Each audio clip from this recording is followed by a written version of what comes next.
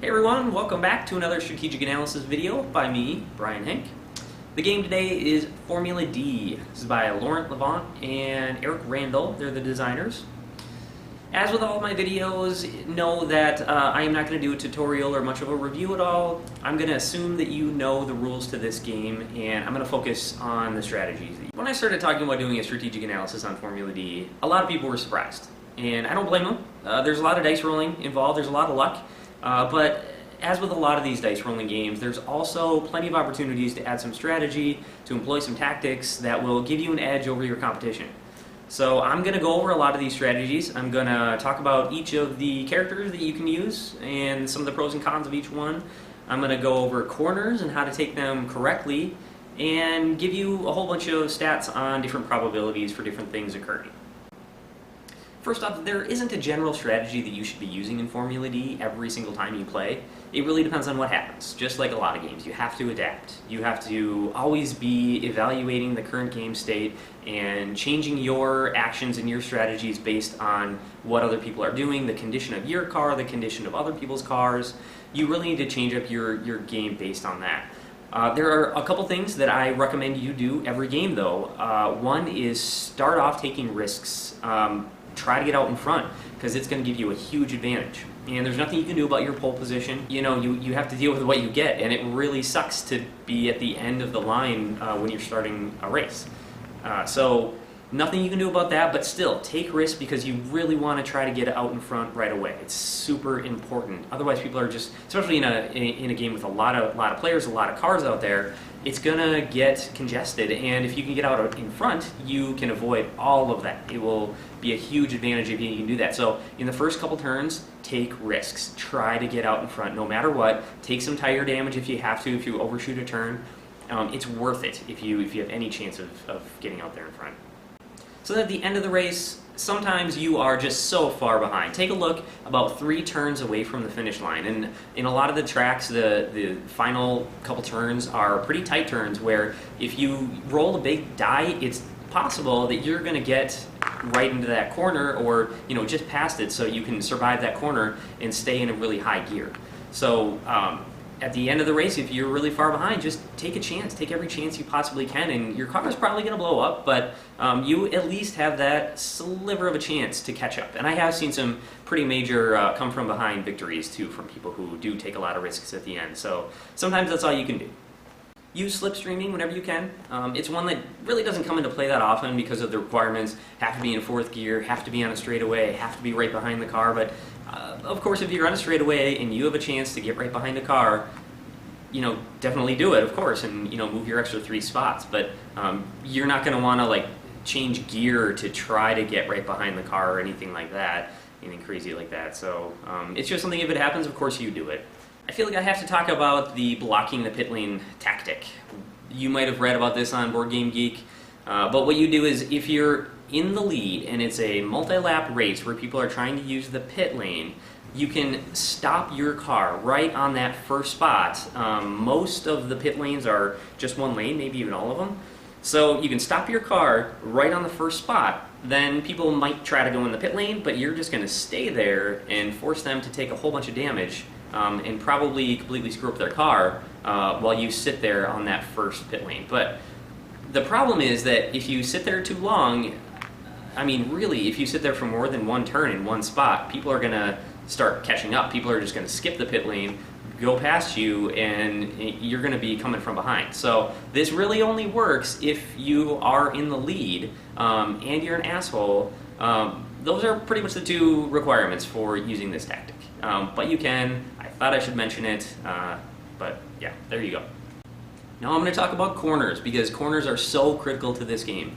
Other than just getting lucky rolls with the dice, corners are how you're going to differentiate yourself from your competition. And if you can execute them correctly, it's going to give you a huge advantage. On a one-stop corner, you need to see what value you need to get into the corner. That's very important, the most important part. Then you also need to see how long it is, so what the highest value you can get and still stay in the corner. Take into account how much tire you have left, so if you overshoot it, maybe that's okay, but you should know that number. Then you want to make sure you at least get into the corner. So here the red car needs to get at least a 6 to make it into the corner. We'll say they're in 4th gear, so they have 7 to 12 as the possible values they could get. They have the option to move down to 3rd gear, where the values are 4 to 8, or they can move up to 5th gear, where the values are 11 to 20. So in this one, they need at least a 6, and they can get up to a 15 to be safe within this corner. We'll say they're low on tire, and they can't really afford to overshoot the turn. So they have between 6 and 15 in this corner. So what's really important is that lower value, that 6 that they need to get. Because if they were to go down to 4 to 8, you might think that's kind of playing it safe, but rolling a 4 or a 5 would mean that they don't even make the turn. So the first thing is you got to make sure you make that turn. You got to make it into that turn. So they really need to stay in at least 4. If they were to go to 5, they could get a 20 and way overshoot it. So in this case, they would want to make sure to do the 7 to 12, because even at the lowest value, they could get a 7, and they could set themselves up on the inside part of the turn to get them, a little bit into the turn. Or if they get a 12, they could still stay closer to the inside and definitely end up right there on the last spot of that turn and be ready to go to the next one. So here we're the red car again, and we need to stop 3 times on this turn. So as you can see by the little indicator, we can go 18 spaces on this corner at the most. So if we stop 3 times, average of around 6, we can say that we want to be rolling. So our options could be to go, let's say we're in 3rd gear, so we could stay in 3rd gear, we could move up to 4th gear possibly, or even down to 2nd gear.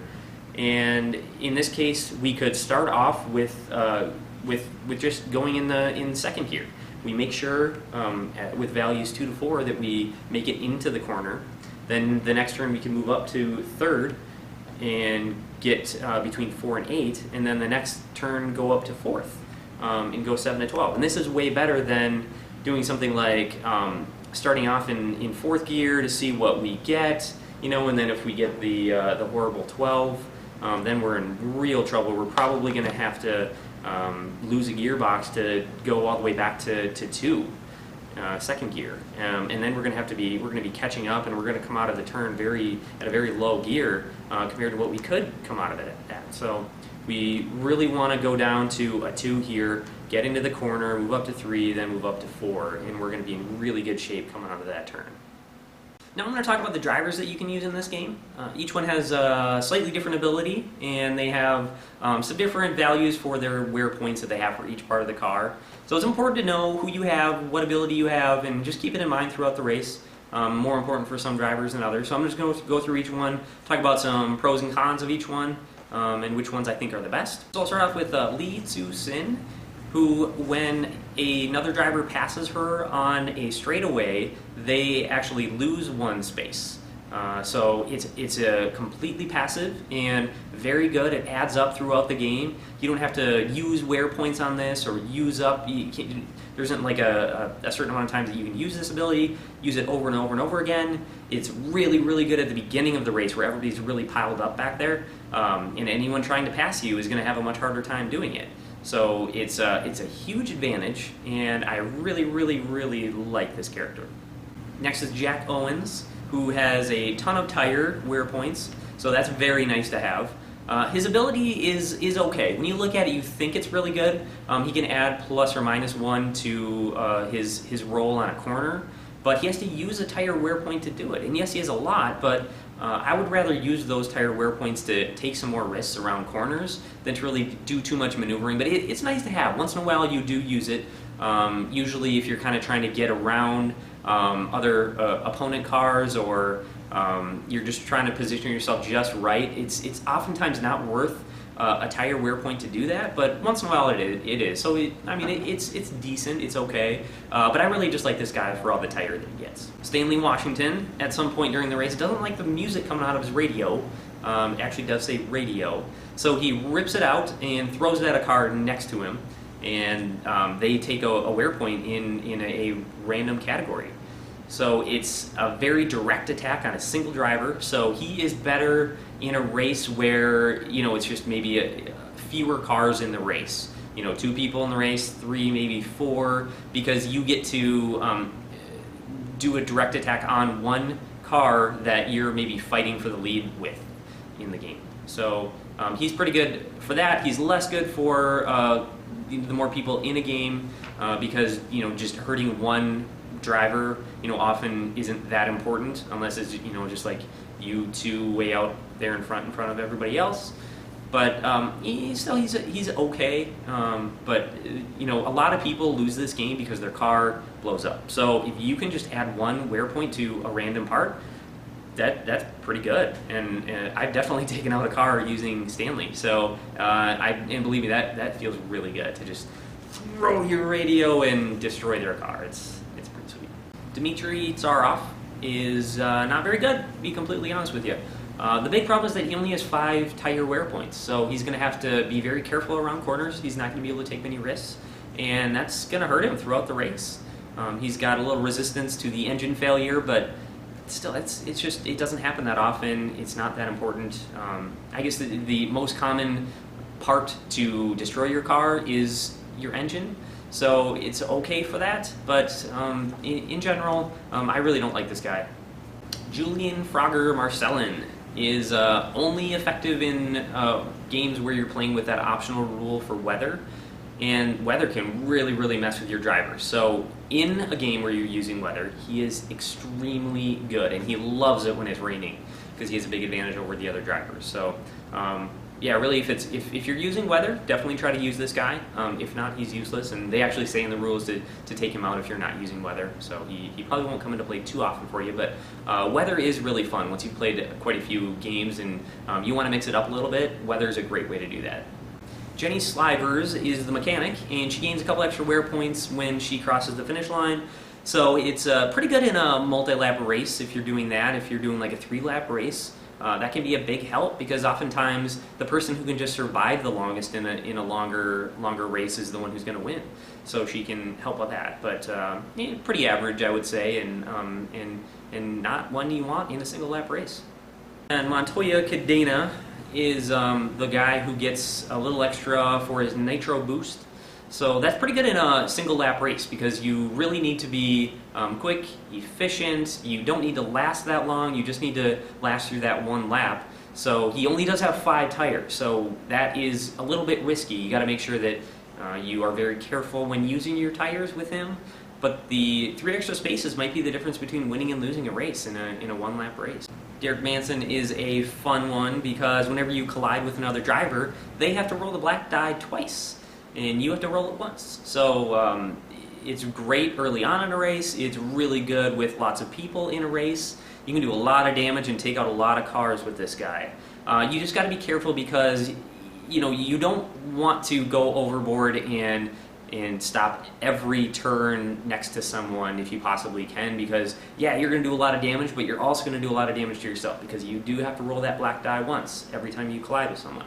So you got to be a little careful with them, but early on, definitely try to take out as many cars as you can and force them to be more careful when throughout the rest of that lap. And yeah, it's a really fun character to use, and everybody's going to hate you when you're this guy. Diane Montfort is okay. Her ability is to move first when 2 drivers are tied for the same position. And so she also gets a little advantage at the beginning when you're deciding pole position. So that part actually is almost the most important because it's so critical to jump out into a big lead early on. So that part is really nice. Being able to roll first when she's tied is used once in a while in the race. It's pretty good. And yeah, it's passive, so she doesn't have to think too much about when to use it or how to use it. You just do. Lastly, we have Tamanna'maitake, and he can throw down a damage marker behind him once per lap. So that's okay. You'll obviously want to do this like in a tight corner or somewhere where it's only 1 lane, so that you pretty much force someone to drive over it and hopefully take some damage. The problem is that the damage that you take is the percentage is it's 20% that you'll take damage. So it's not that high probability that someone will even take damage from it. but it's still good. It's still pretty decent, and he is free to go over damage markers, and it's only a 10% chance that he'll take damage instead of 20. So that's pretty good too. So he's definitely pretty decent. A little more durable than some of the rest. The drivers that you can play, and I probably butchered a lot of their names, but it is very important for you to know pros and cons of each one and pick the driver that fits well with your play style, because everybody plays a little bit differently. Next, I'm going to go over event probabilities, so the chances that certain events are going to occur. Since a lot of people are taken out of this game because their car takes too much damage, it's very important to know the probabilities that certain events are going to occur. So you can see this table here shows a lot of these different events. So you can see that a poor start or a great start each has a 5% chance of occurring. We already talked about damage markers with Mataki, so I won't go into that again. Collisions, you have a 5% chance of taking a wear point when you collide with someone. Of course, you have a higher percentage with Manson. It's actually up to 9.5% chance that you'll take a single wear point with him. You have a very small chance, 0.25% chance of actually taking 2 wear points when colliding with Manson. I've never seen that happen, but it's possible. The strain on your engine, if you're rolling the 5th or 6th dice, you have a 10% chance of straining your engine, and damage the engine when rolling from the engine strain is 20%. Being hit by a pot shot is 25%. Losing a tire wear point from a pot shot is 15%, whereas body and engine are each 5% each. And so the car radio, when that's thrown at your car, you have a 20% chance of losing tires or engine, and then a 15% chance of losing each other type. So those are the events and how likely they are to occur. It's important to know these percentages, or at least, I don't know, kind of nice to have a little reference that you can take a look at. So check out the text and image version of this at theforbiddenlimb.com, and you can get I'll include some calculations that I've done, spreadsheets with this kind of information, and some kind of nice references that you can print out if you want to with this kind of information. So next we'll talk about the dice rolling percentages. I really love the dice that they have included in this game. The higher the gear, the bigger the die you get to use to roll. It really makes you feel like you're going really fast. Now I'm going super fast. I'm using this big honking die. So it just adds a little bit of fun to the game. But these are not standard dice. They may look like a 4-sided die, or a 12-sided die, or a 30-sided die, but the values are on there multiple times. So every single value, when you look at your little gear shifter, if it says 4 to 8, you have an equal chance of rolling any of those values on each die. So they are, you can see here, first gear is 50% chance of a 1, 50% chance of a 2. In second gear, 2, 3, and 4, you have a 33.3% chance of rolling any of them. And then third gear, 20% chance of rolling any of those values. Fourth gear, 7 through 12, you have a 16.6% chance of rolling any of those values. And then in fifth gear and sixth gear, you have a 10% chance of rolling any value on any of those dice.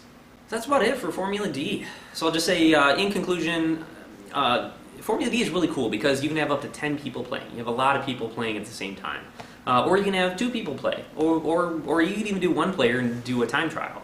But in a larger player game, the problem is that it's really hard to move from last place to first place. So I've found that I usually just want to do a single lap, because if you have a multi-lap race and somebody gets way behind, they're going to get discouraged, they're going to get bored, they're going to take longer for their turns. I mean, normally even with 10 people playing, everyone's turn is so quick. You roll a die and you move your car a few spaces. There isn't too much thinking, and it just goes by pretty quickly. So everybody stays involved even with that many people playing. So that's cool, but yeah, it's not like Mario Kart where you have like a blue shell or that shrinking thing, or a star where you can just go from last place and fly up towards first place. It's tough to get back in. You have to take a whole bunch of risks, and you're probably going to lose your car doing it. So I stick to usually just 1 lap, and then we might play multiple games of a single lap. But a lot of games just aren't much fun with more than 1 lap. So, but overall, it's a pretty unique game. There aren't too many of these racing type games. So I like it. I definitely pull out Formula D every once in a while, especially when a lot of people are at my game nights. So I do recommend it, but other than that, yeah, check out, like I mentioned, the forbiddenlimb.com. Get the text and image version of this if you want to go into more depth, more detail. Check out some of the math that I've done for these probabilities if you are so inclined.